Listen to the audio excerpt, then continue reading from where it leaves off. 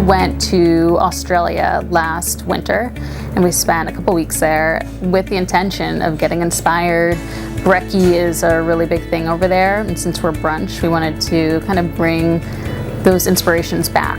So when we were there, Scott and I actually went to a school and we took a barista course, so we got certified.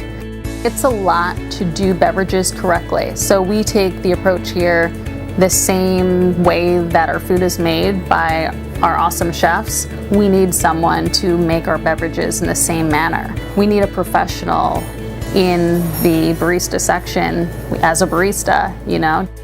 My name is Paul Mejia, and I'm the beverage manager and barista here at Brewston Center. I have a background in working in restaurants over the years, so I had been looking for some extra restaurant work, and actually I got into catering. I was working at Grace and Grit, so Jenny Lee Morris, owns that.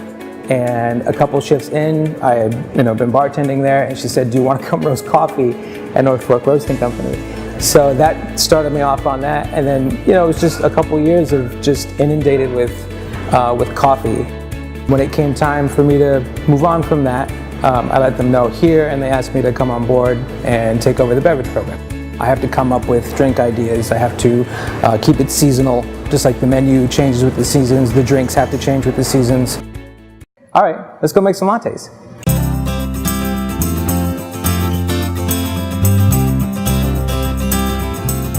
So right now, for the season, we usually have like a bottled iced latte offering. So right now it's pear and carrot.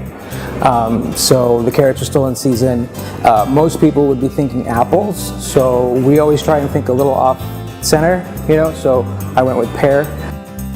Another unique offering right now is the CBD chamomile latte. The seasonal part of that is mostly in the spices, so it's got nutmeg, fresh ginger, oat milk again. It's very comforting. It's just really good for this time of year when it's starting to get a little cooler.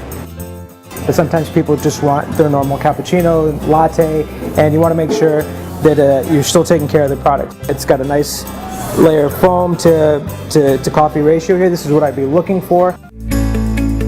Even if you've had a million lattes, you're going to taste the difference because we have a little less milk in our lattes. So we're trying to get people to taste the espresso. We want you to taste that and have a good, robust coffee taste, but it's so smooth, it's still gonna get you to be like, oh, this is good, this is different.